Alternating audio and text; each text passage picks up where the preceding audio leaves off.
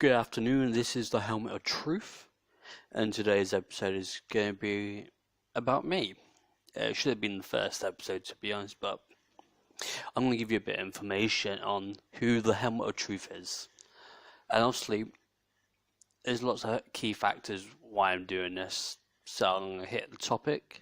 So I am the Helmet of Truth.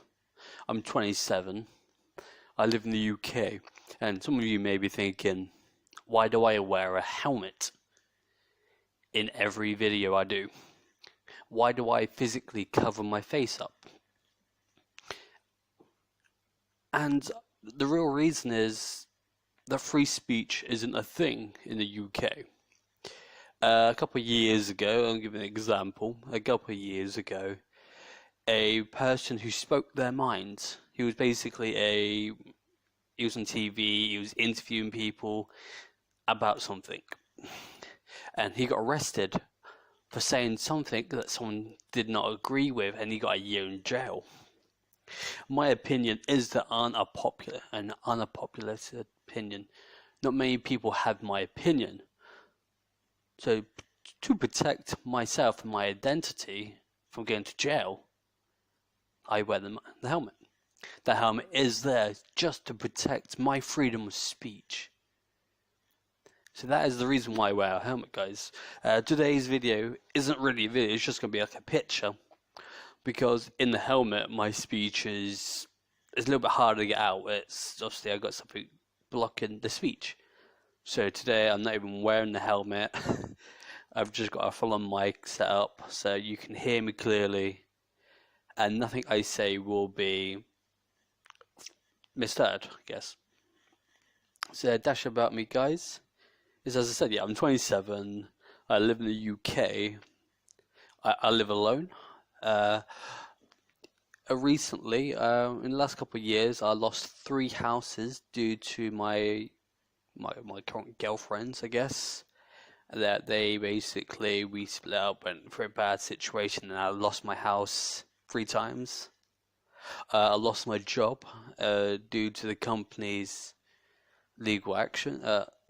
illegal actions. So me and hundreds of others lost their jobs, and doing that I obviously became homeless for a while.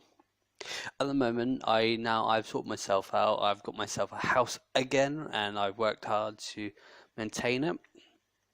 I am single. I find it hard to breach that topic now, obviously MGTOW and all this stuff, Milo on top of this, if that's how you say his name. Obviously, there's so many people out there have my same opinion. There's Laurel Crowder, there's Milo, there's Gavin McGuinness, and this is all in obviously the USA. But obviously in England, it's harder for people to have my opinion because there's no free speech law. There's nothing to protect us. So this is why I'm doing this. I want my freedom of speech. I want people to realize that there are other people in different countries who feel the same way as them. And this is the reason I'm doing this. I am an Xbox player. I play a lot of Xbox.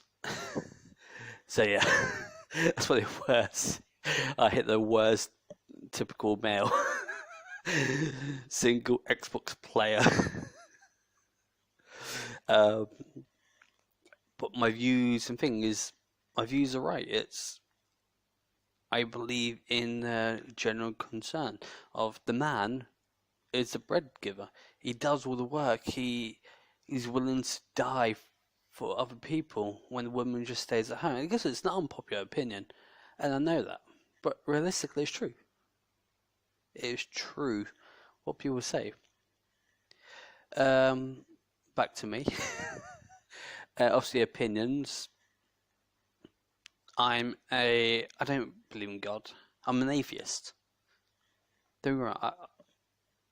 In my family household, when a Christian came up to the door, with his Bible, knocking on the door, my mum would literally get rid of them. We are not here. We do not want to talk to these people.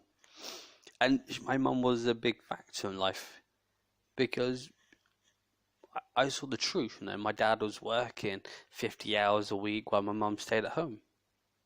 I guess she was happy with that. She didn't care. She didn't want to work. What can you do? Can you go, that's wrong? No, it's what she wants to do, is how she relied on everything. And I sort of relied on the same thing. And don't get me wrong, I know how to cook. And I love cooking. But does it mean that if I date someone, I don't like paying? I'm not that guy who wants to pay for every meal.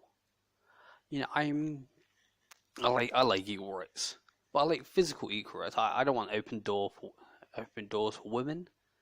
They got hands and legs. They're the same as me. So when people go, no, we don't like this, and this is equal rights, but you still have to pay for dinner. No, it's not. That is not equal rights. That's wrong.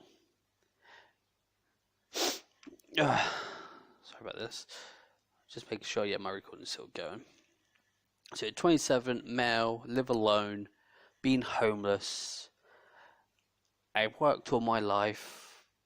I'm not a racist. I'm some atheist. I don't believe in a God. I don't believe in women have higher rights than men. What else is there? I'm 5'7". I'm ginger. So I'm basically telling the cops where to find me. And yeah, you watch the show. I watch all these shows, and for all my life, I saw how men were treated. All my life, I saw how people treated men, and it really wronged me. And a bit more information about me is when I think I just turned 17. Actually, no, I was mid-17. Sorry. I was sort of seeing a girl. And basically, in my life, I wanted to go to college. I wanted to go to university.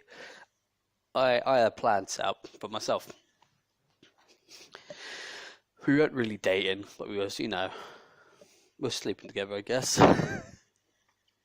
I was wearing condoms and everything, and she was basically on the pill, as I was told. And at the age of 18, we split up. We stopped talking to each other, and she came back about 6 months, 7 months later, when she was like, I'm pregnant." And at the time, I was like, "Congratulations! Who's the father?" Thinking it can't be me, right? And she was like, "It's yours." I was like, "What?" She was like, "Yeah, I found out I was pregnant a while back, so I knew that you didn't want children at your age, so I left." Don't get me wrong, she was the same age as me, and she left, and she came back pregnant. And I literally said to her, "Why did it take 6 months? Sorry, tell me." And she said, "Well, I knew how you felt. I knew that abortion was something that you would consider." But then she goes, "But I know it's illegal at a certain time to abort a child, so I waited until that time, until now it's illegal." Now, I was thinking, what? So you basically made sure that I had no chance, that I had to spend the rest of 18 years being a father? And she goes, "Yeah, I did not want you to have a chance or have your opinion." She's basically saying, like, you don't have an opinion on what you're going to do for the next 18 years. I guess what, I had a child, and I'm not the best father. I pretty much, I suck at it. And for the first 4 years, me and my daughter, she's a daughter, yeah, we spent a lot of time together, and I did not, at first, in the first couple of months, I went through depression, anger, suicidal thoughts, because the mother she wasn't there around. She didn't breastfeed. She didn't want that to, be a key factor. So I had to do the formula. I did all the nappy changes. I did all the nights.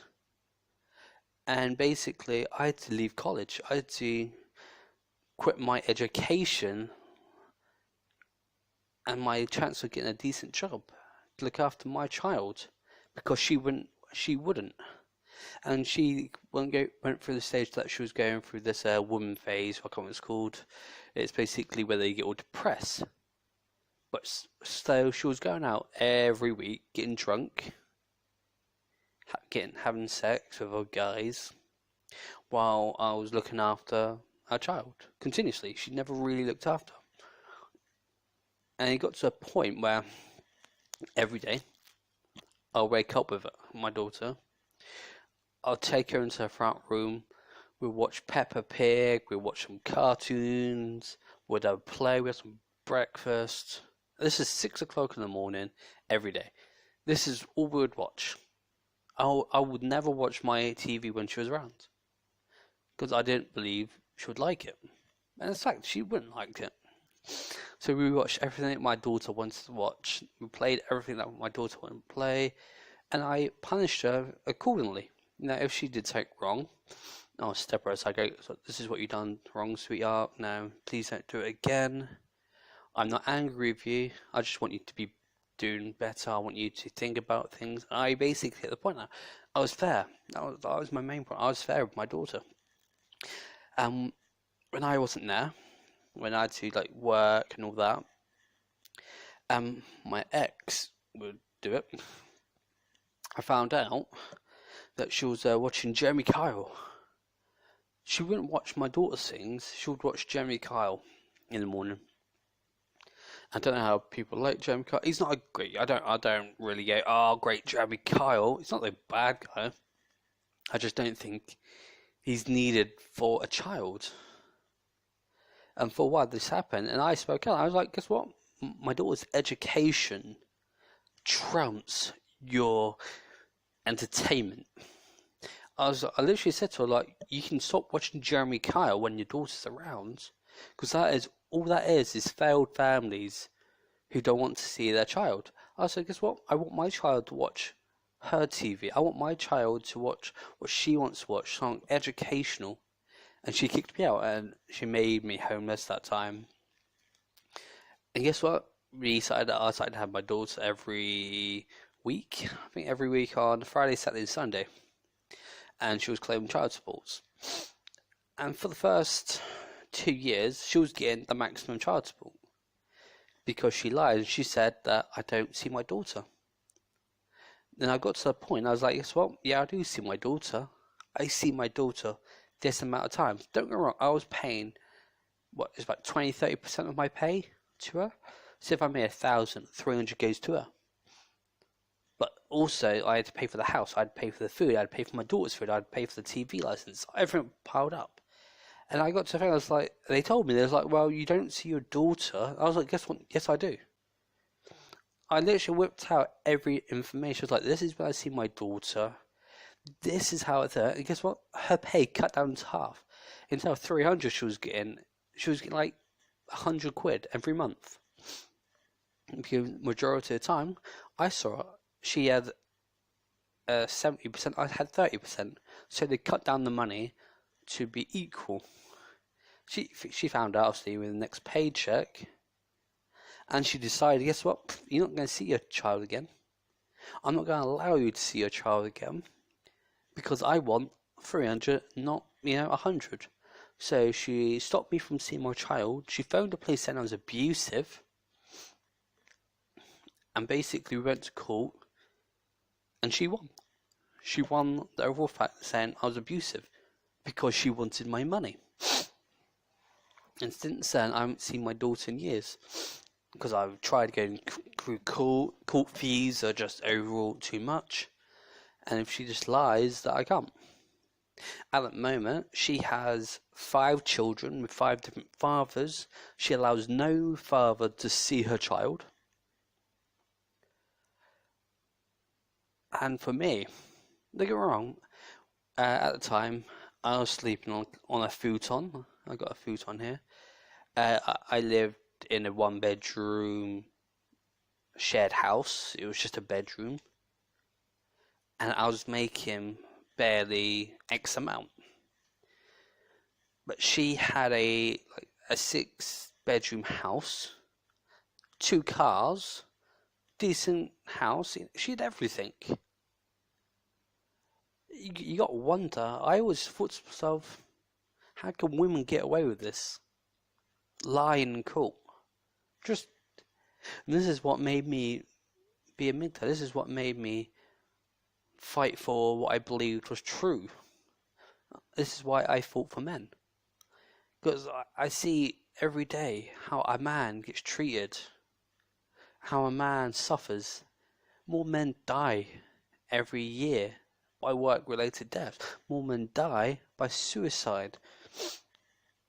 So people got to understand where MGTOW, where all the right people come from. Because you got to understand, women keep going to me, you don't have any idea what we go through because you're not a woman.